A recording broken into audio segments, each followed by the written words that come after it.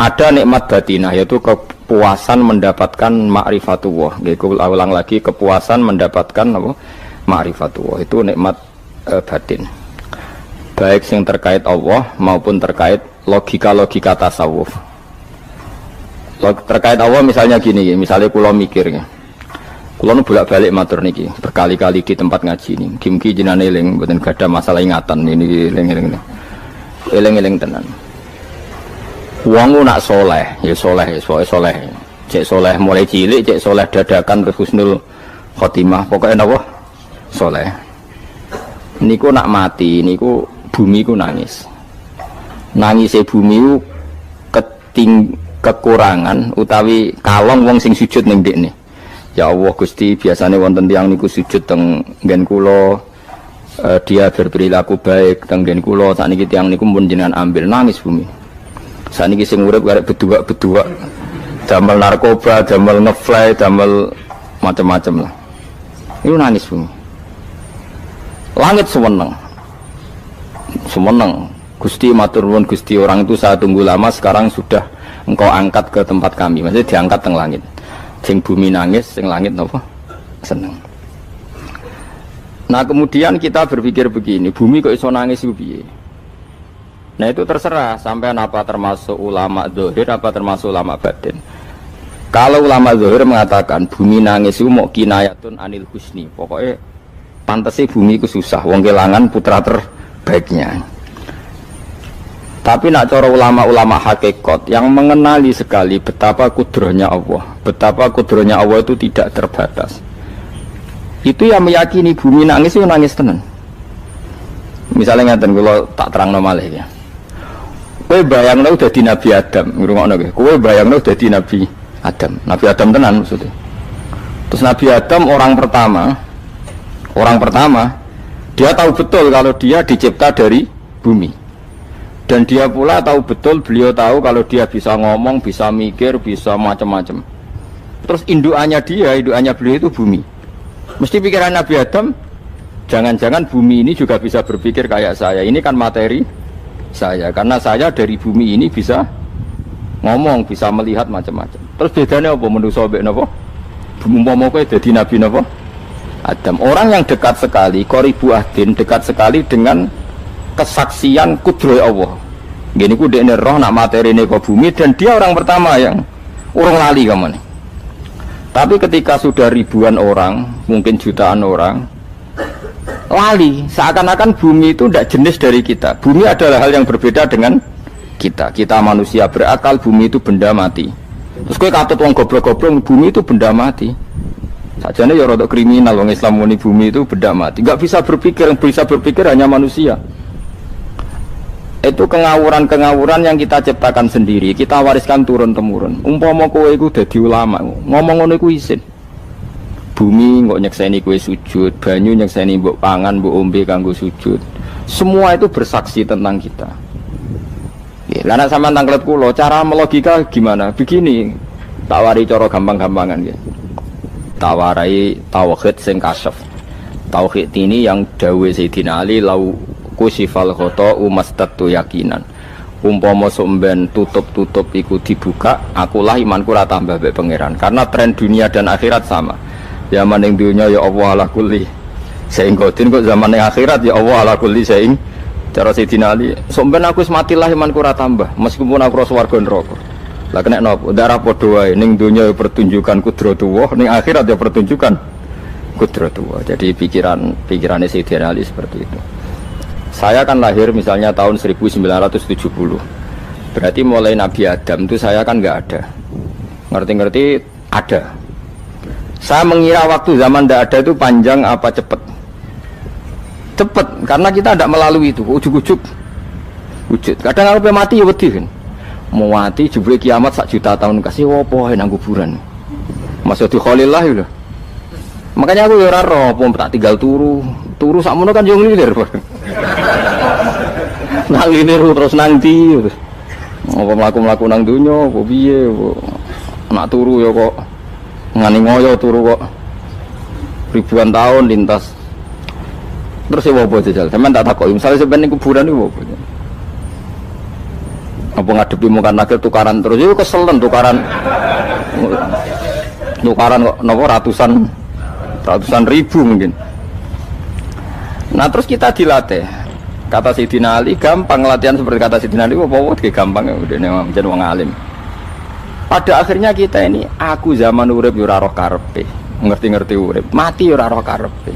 Pas mati sampean petangin dah yo ora roh karepe, pokoke wa mata syauna illa ya syawah. Makanya masyhur itu dia ketemu orang ateis. Dia orang ateis itu anti Tuhan, anti Tuhan pokoknya. Dia ditanya, lalu kamu hidup itu karena siapa? Ya gak tahu hidup.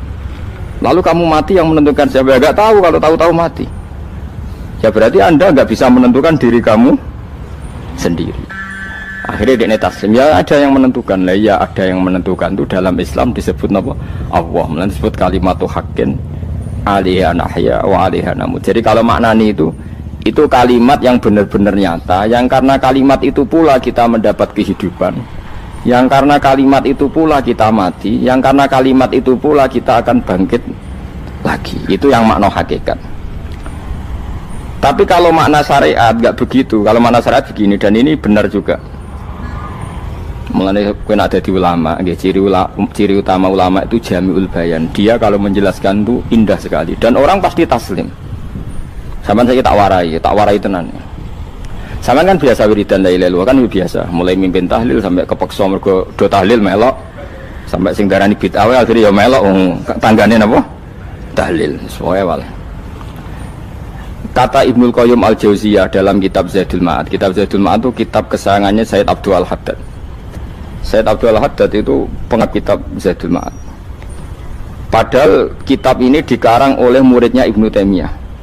Abdul Al-Haddad itu gak seneng Ibnu Taimiyah tapi seneng muridnya. Jadi di sini ulama ya demokratis. Gak seneng gurunya tapi seneng.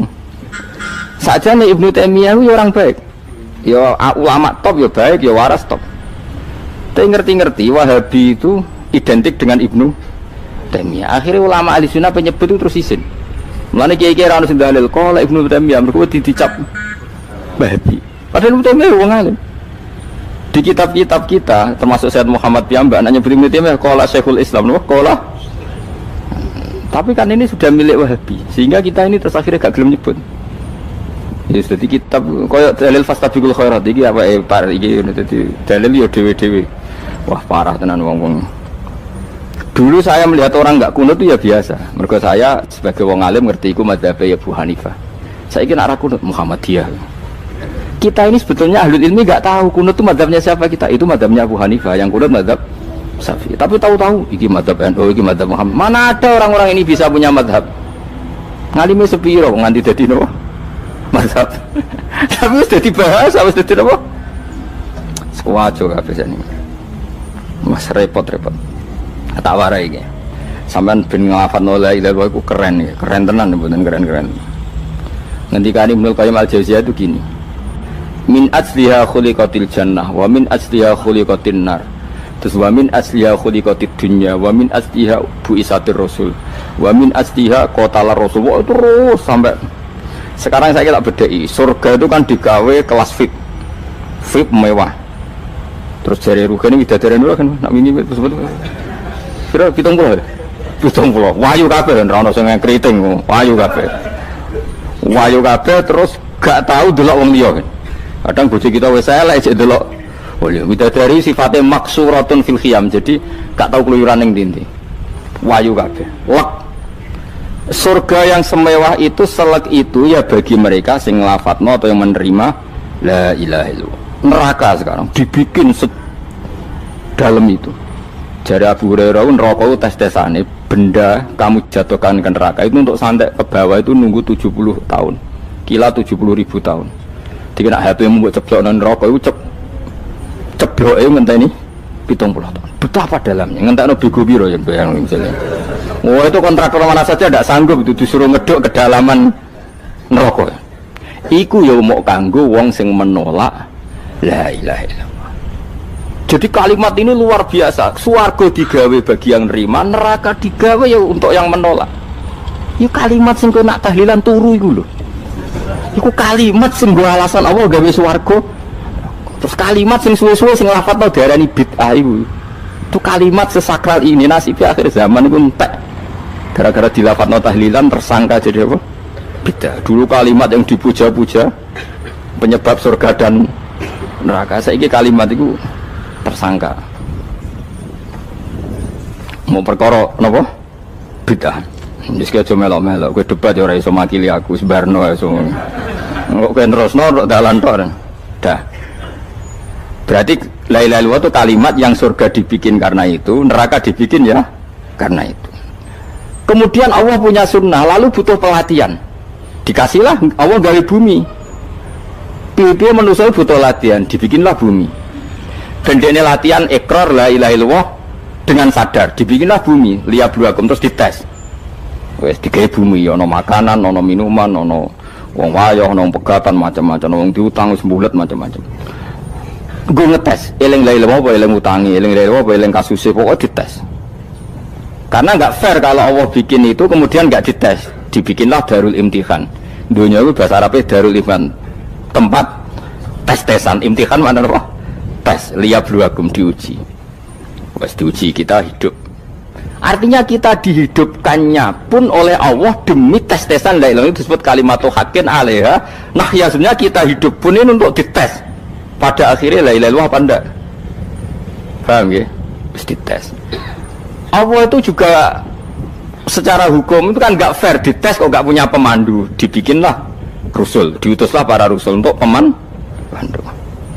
Tes itu kan butuh seru, mak pemandu tok orang ono musuhnya kan nggak seru, dibikinlah setan.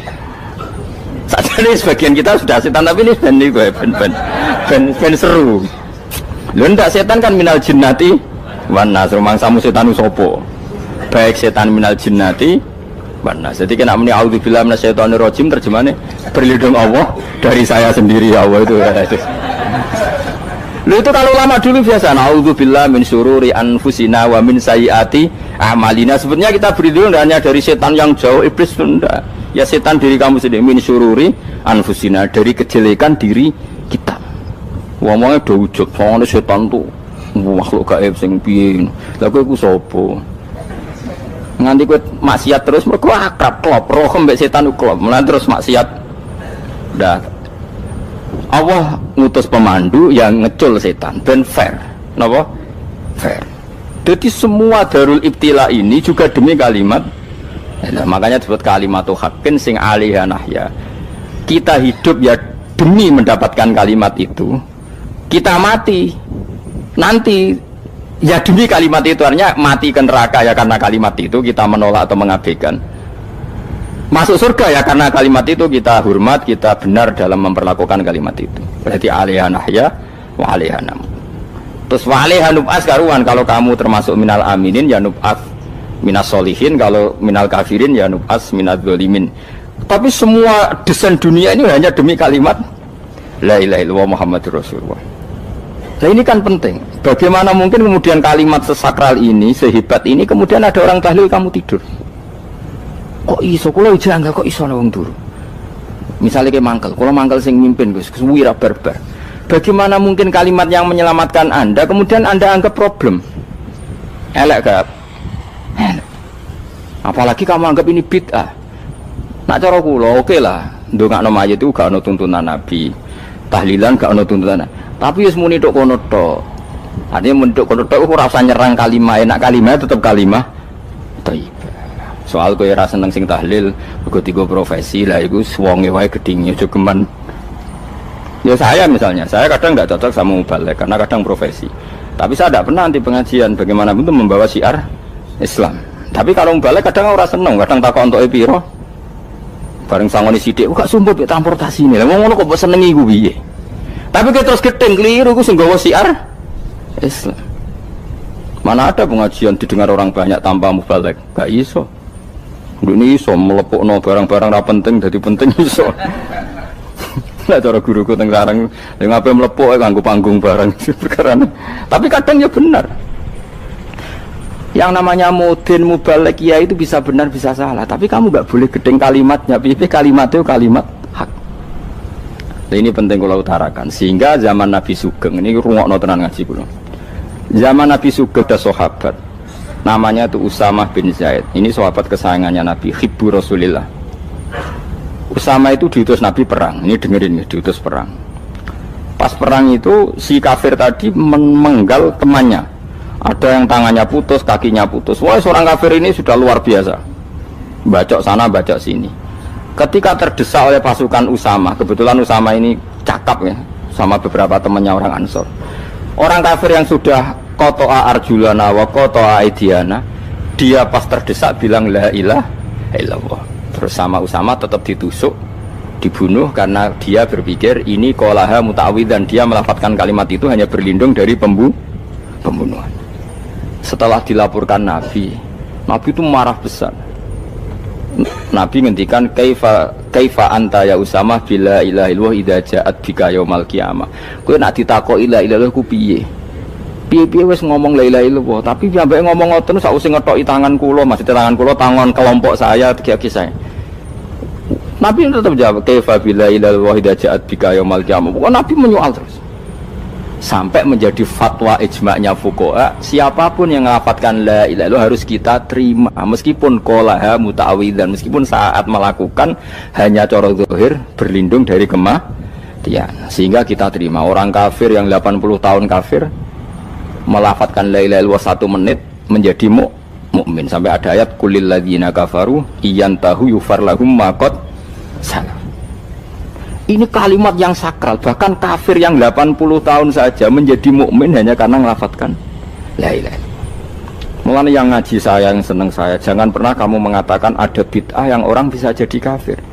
Bagaimana mungkin orang mukmin yang ke kuburan dan melafadzkan la ilaha illallah kamu katakan kafir? Padahal kalimat ini yang kafir 80 tahun saja menjadi mukmin. Saiki ana wong nglafadzno la ilaha illallah mergo salah tempat pinggir patok mbok arani kafir. Kok aneh. Wong sing kafir 80 tahun dadi mukmin iki gara-gara nglafadzno la ilaha illallah dadi kafir. Mergo mau salah tempat ning pinggir apa? Patok. Mboten ora cocok muni nganggur, wong sering ziarah ku nganggur. Nyatane ya tenan. Cara dekne pegawai negeri ora sering ziarah. Nah, tapi ora usah muni kafir gak mungkin lah. Coba kalimat ini itu orang kafir yang 80 tahun menjadi apa coba dengan melafadzkan kalimat ini? Mukmin kan? Berarti kalimat ini adalah kalimat penghilang kekafiran. Lalu karena dilafadzkan secara salah dianggap kafir. Hanya karena bid'ah itu tidak mungkin. Makanya sebetulnya Wahabi yang alim-alim itu tidak berpendapat demikian. Saya punya beberapa referensi Wahabi yang alim itu tidak pernah mengkafir-kafirkan orang karena perdebatannya seperti itu. Tapi saat ini wis kuwajo. Sebenarnya kalau orang alim itu ya mirip-mirip, entah Wahabi entah tidak mirip-mirip. Karena kalimat tadi. Wahabi itu kitab terbesarnya itu Ibnu Taimiyah. Ibnu Taimiyah itu punya murid Ibnu Qayyim Al-Jauziyah. Itu sampai sekarang saya lihat di fatwanya Ibnu Taimiyah itu begitu hormat sama orang-orang kita ini sama. Tapi tahu-tahu lewat penyaduran sana sini terus menjadi kacau. Jadi kalau balik ini malah sampai anak kepengen dua nikmat batinah seperti tadi yang saya utarakan. Swarga dicipta sedemikian mewah ya demi yang menerima la ilaha illallah. Terus neraka dibikin se ekstrim itu juga bagi yang nolak. Kemudian dibikin daru pelatihan yaitu dunia ya karena kalimat berarti kalimat itu luar biasa. Wa biha qamatis samawati wal ardu. Kalimat ini pulang menjadikan langit bumi berdiri. Bon. Lalu sekarang kita bisa ngomong, bisa berpikir, bisa ngadekno BPKB macam-macam. Itu karena kita sendiri apa karena kudratullah? Saya tanya. Karena kudratullah. Kalau karena kudratullah, apa susahnya Allah bikin kemampuan tanah ini nangis, tanah ini susah. Wong podo-podo kowe iso nangis, iso mikir ya mergo kudratullah, ndak karena kamu. Harusnya ya sama, bumi-bumi ini bisa menangis juga karena kudratullah. Makanya bumi ini menangis ketika enggak ada orang yang sujud. Iku ya mungkin. Wong zaman kowe iso nangis ya krana kudratullah, mestine bumi yang kamu katakan benda mati, hakikatnya dengan kudratullah juga sama dengan kita. Mulane tenggene kitab Al-Husunul Hamidiyah, kula ngrasa utang tenan mbek kitab. Dulu saya ngaji 2 tahun kitab Al-Husun. Kitabnya kecil tapi saya ngaji itu 2 tahun. Berkali-kali saya ulang. Itu beliau cerita gini. Dia yang ngarang itu orang alim, kebetulan dia orang India. Memang kelebihannya kitab dikarang orang Arab itu luweh bulet. Wong Arab kan semuanya Islam, karangannya itu standar. Ini dikarang orang India. Di Tonggo Blodor, di masjidnya, dikarang ulama yang masyarakatnya itu ndak karu-karuan. Beliau cerita itu gini, manusia itu punya satu kebodohan, di mana kebodohan itu disebabkan oleh robtul asbab al-adiyah, mengkaitkan sebab sing biasa-biasa. Misalnya gini, sama saya kita omongi, misalnya ada orang bilang gini, batu ini nanti itu menjadi ayam. Orang bilang mukhal apa enggak? Enggak, jawab saja. Mukhal. Kenapa bilang mukhal? Karena dikira enggak bisa kan? Enggak, jawab saja. Jawab satu-satu. Batu ini menjadi ayam. Kamu jawab mukhal. Alasannya apa? Alasannya tidak mungkin terjadi, apa kamu tidak bisa? Sebetulnya karena kamu tidak bisa. Udah. Lau ukhbiro dzakar rajul. Andai kan orang itu kamu kasih tahu, klungsu ini biji asem itu, biji pohon asem itu. Nanti yang kecil ini suatu saat besar. Setelah besar buahnya banyak, tambah besar, tambah besar. Terus orang bilang mungkin. Ketika bilang mungkin itu karena dia bisa, apa hanya karena menyaksikan berkali-kali ada kejadian nak klungsu ditandur, iku iso dadi gede. Coba sama jawab. Karena dia bisa, apa karena hanya menyaksikan itu sering terjadi? Hanya menyaksikan. Artinya zaman dia mengatakan mungkin, itu pun tidak memberi kontribusi ikut buat. Iya enggak? Tetap bergantung kudrahnya Allah. Dia hanya bilang mungkin karena sering melihat. Sebenarnya dia enggak sama sekali memberi kontribusi. Lah ya darani mungkin ya ora urun. Paham ya? Lalu kenapa dia kecangkeman terus muni wong wis mati dadi lemah gak mungkin dadi manusa meneh. Lho zaman dadi manusa sing wis ngene iki kok mani dene lara melok gawe. Terus muni mungkin mergo sering terjadi, sering roh, sering bersaksi. Berarti sebetulnya manusia itu pakai ukuran dia mampu tidak mampu apa pakai ukuran bersaksi melihat? Bersaksi. Nah ini kan problem, kita sebagai manusia itu problem. Makanya disebut wa kanal insanu zaluman jahula, wis goblok aja-aja. Mereka manusia itu nak wis goblok aja-aja. Makanya saya kemarin diminta ngisi di pondok kajen. Kalau sampeyan berdebat sama orang ateis atau orang komunis itu gampang saja. Dilatih begini seperti teorinya Quran. Ya nanti saya teruskan, ini tak ulang lagi ya. Saya ulang lagi ya. Andai kan nggak pernah terjadi telur itu jadi ayam, nggak pernah terjadi sama sekali. Telur itu jadi ayam. Terus kamu mengasih tahu orang tadi, telur ini loh nanti jadi hewan yang hidup terus terbang.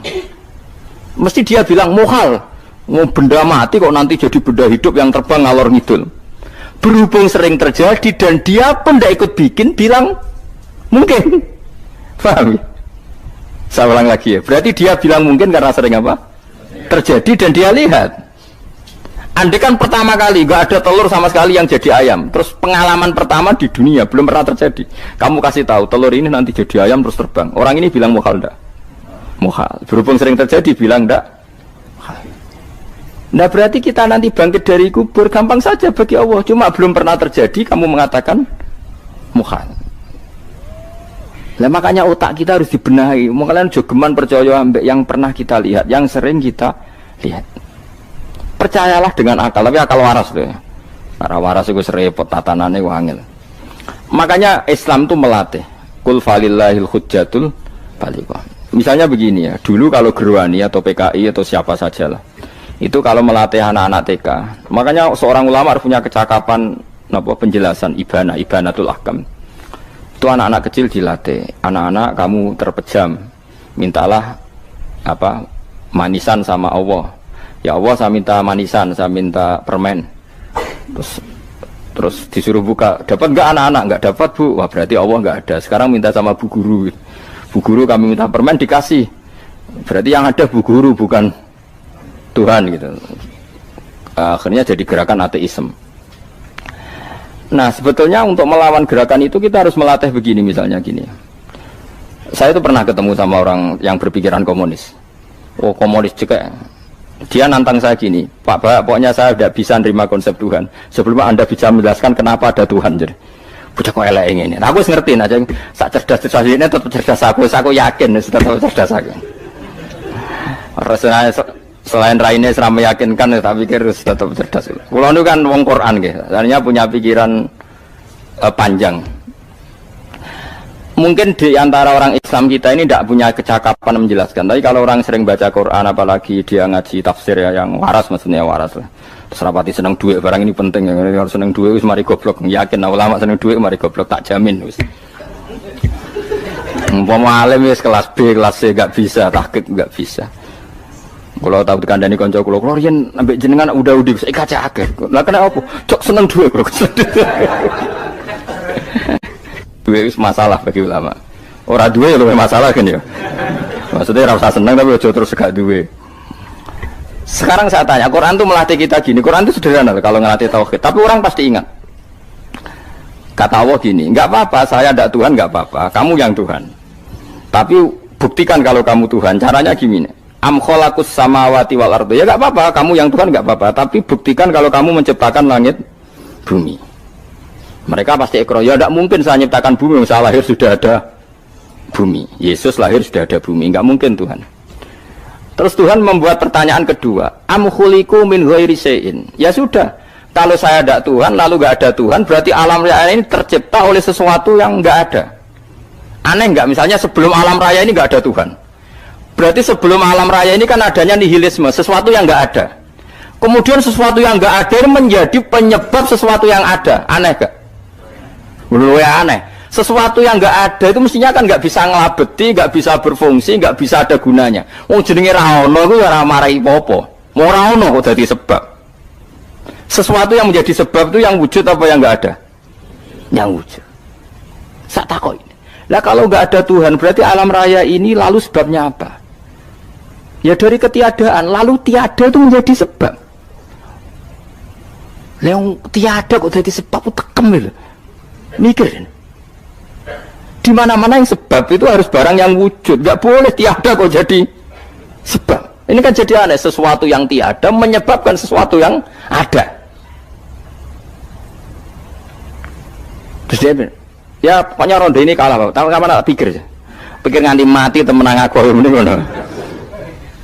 Makanya sebetulnya dalam ilmu mantek, pertama itu kita tidak harus iman Tuhan itu namanya Allah, tidak harus. Makanya pertama dikenalkan, sementing kenal Tuhan itu ada dulu. Disebut zat sing wajibil wujud, belum disebut namanya Allah. Allah itu disebut nama Islam, itu paham ya? Saya ulang lagi, Allah disebut itu nama Islam. Tapi kalau penemuan akal hanya sampai kita ini butuh zat sing wajibil wujud, sing menjadi penyebab semua alam raya ini. Di bahasa Arab disebut musabbibul asbab. Belum menyebut Allah musabbibul asbab. Islam pun pertama Iqra turun ya gak nyebut Allah. Iqra bismi rabbikal ladzi khalaq, khalaqal insana min 'alaq. Iqra wa rabbuka. Tuhan itu siapa? Yang mencipta. Nah, yang mencipta ini oleh syariat Islam disebut apa? Tapi dalam logika yang penting kowe kenal sik ana musabbibil asbab. Pastikan bahwa alam raya ini yang wujud pasti disebabkan sesuatu yang ada. Enggak boleh barang wujud kok diciptakan oleh sesuatu yang tidak ada. Yang gendeng ora barbar barang ra ono mbok sifati al khaliq. Sing gawe langit bumi apa? Pencipta. Penciptane apa? Sesuatu yang tidak ada. Kowe ikhlas dutek ngono kowe ikhlas ta ora? Gak kowe ikhlas ta ora dutek ngono kowe ikhlas ta. Kowe gelem dadi bodho niku. Gelem kowe. Mboten. Nah, nikmat ngono jenenge nikmat batin. Mulane sing suwenang mbek kalimat la ilaha illallah. Wes ana sing bid'ahno Allah iku wong nganggur wis beno sak uni-unine. Tapi kadang memang kita berlebihan. Tahlilan rabar-bar matang puluh dina ini rabar-bar muka alasannya usti sangoni akeh tahlil sedih lho saake penggemar sing keselen sing rantuk sangu ya butuh cepet. Lane cara kula niki penting kula utara nggih. Kowe nek ora cocok tahlilan 40 dina wis ngomong ae kira cocok model harinya. Tapi ki aja menolak kalimat la ilaha illallah iku disifati Kanjeng Nabi kalimat thayyibat. Wong Nabi nyifati thayyibah, kalimat yang suci kok nyifati bid. Tak soal kira cocok wong sebut. Misalnya kamu bilang saja wong mati wis sangu amale lha apa didongakno barang. Nek kowe pengen ndonga ora usah ndonga. Wis ora usah biasa wae. Kula lah mbok dongakno ya ora seneng. Gak meyakinkan. Karo dene mlebu swarga butuh dongamu ora ana swarga fadhole pangeran apa mbok dongano barang. Nah tapi kowe donga aku ya seneng. Senenge ya semau lah timbang nyanyi-nyanyi rame-rame sadok donga. Mbok mandi mbok ora pokoke donga. Saya ulang lagi ya. Makanya Quran itu melatih logika sampai seperti itu. Am khalaqus samawati wal ard bal la yuqinun sampai terus diulang-ulang. Am khuliqu min ghairi syai'in. Kalau mereka merasa Tuhan nggak apa-apa, tapi buktikan mereka ini wujud sendiri tanpa sebab. Atau begini, kalau mereka tidak tahu sebab pencipta langit bumi, mereka sendiri suruh yakin kalau mereka adalah penciptanya. Amhumul khaliqun, nggak apa-apa. Ya tapi masih Abu Jahal gendeng lah, masih Abu Lahab ngawur lah, nak takoki, ya wes pangeran kowe ke sing gawe langit bumi. Penggemarnya saja pasti tertawa. Masa Abu Lahab darani pencipta langit bumi, wong lahir ning bumi. Tapi Quran oleh nggo jawab, am khalaqus samawati wal ardo. Apakah mereka menciptakan langit bumi? Bala yuqinun, mereka pun tidak pernah yakin. Jadi itu pangeran. Makanya di mana-mana orang alim itu suka debat. Karena pangeran sendiri kalau menjelaskan kebenaran seringnya juga nantang debat. Kata Allah, Qul ara'aytum ma tad'una min dunillah aruni madza khalaqu minal ardi am lahum syirkun fis samawat. Enggak apa-apa mereka Tuhan kata Allah, tapi buktikan zaman langit diciptakan mereka memberi kontribusi apa? Apa urun bego, apa urun cagak, apa piye lah pas aku gawe langit iku dekne urun apa jare am lahum syirkun fis samawat. Misale urun apa lah? Urun tol ta urun apa lah. Itu pangeran. Mereka kan pasti menjawab enggak. Terus itu nih bi kita biming qobliyada. Kalau kamu nggak percaya Quran sebagai kitab, nggak apa-apa. Tapi buktikan kamu punya kitab tandingan. Nggak, mereka nggak punya juga. Atau gini, nggak usah Quran, nggak usah sakralan. Au atharotim min ilmin, atau kajian ilmiah yang membuktikan bahwa Yesus itu Tuhan, atau yang membuktikan bahwa berhala itu Tuhan. In kuntum shodiqin, nggak apa-apa. Kalau kamu benar buktikan. Nah itu makanya semua nabi itu punya kecerdasan. Karena tadi nabi kadung nantang itu nih bi kita biming qobliyada. Au atharotim min ilmin in kuntum shodiqin. Tapi sekarang orang alim soleh itu jarang. Yang ngono ngerung soleh rapati ngalim, nggere sing alim biasanya rapati soleh. Lah kula itu masuk rontok-rontok ya isih rontok soleh ya rontok, tapi lumayan masih menjaga hujjatullah tadi. Sebab itu ulama dulu mengajarkan Allah itu siapa? Disifati zat sing wajibil wujud. Karena alam ini kadung ada. Kalau alam ini kadung ada, pasti penyebabnya sesuatu yang wujud. Tapi kalau wujudnya mungkin, bahaya. Wong sing gawe wae wujude terima mungkin bisa wujud bisa tidak. Makanya dipermanenkan yang gawe alam ini zat sing wajibil wujud. Sing wujudnya wajib. Wajib itu enggak bisa enggak pasti wujud. Nah, terus kita kenal itu namanya khaliq, itu musabbibil asbab, itu khaliqul asya. Lalu oleh Islam zat yang demikian itu disebut Allah. Terus jadi la ilaha illallah. Nah, orang yang bertauhid gini tentu punya kenikmatan batin yang luar biasa. Sehingga saya bayangkan nanti mati yang ngono biasa wae kan. Gusti zaman kula teng donya ora melok ngatur oksigen, ngatur nyawa, apa mati ndak ra ngoten. Mulane jare Siti Ali, jenengan jenengan nak mati tambah pinter apa biasa? Ya biasa wae. Ning bumi yo ndelok kudrohe Allah, kok ning akhirat ndak ra padha wae ndelok kudrohe Allah. Mulane beliau masyhur guyonan beliau lauku sifal ghata mastatu yakinan. So ben aku nek mukasafah ning akhirat imanku yo ora tambah ya biasa wae, standar-standar wae. Maksudnya kue ning dunya ujung-ujungnya paling pokok ya menyaksikan kudratullah. Sebenarnya akhirat ujung-ujungnya paling pokok ya delok kudratullah. Ning dunya saiki Allah ya matlubi sing kita cari. Sebenarnya akhirat ya Allah matlubi. Paham ya? Artinya hukum dunia dan akhirat itu sama. Kita di dunia golek ridhanya Allah, ning akhirat ya golek napa? Ridhanya Allah. Lah soal kecil itu, tapi ning akhirat masalah Gus pun rokok masalah, diutang ditagih yo. Masalah, kere suwi ku ya masalah. Ya biasa jenenge makhluk anane masalah. Sing ora oleh di masalah pangeran. Pangeran sing duwe masalah. Biasa wae. Lah makanya kula suwun nggih aja geman gedeng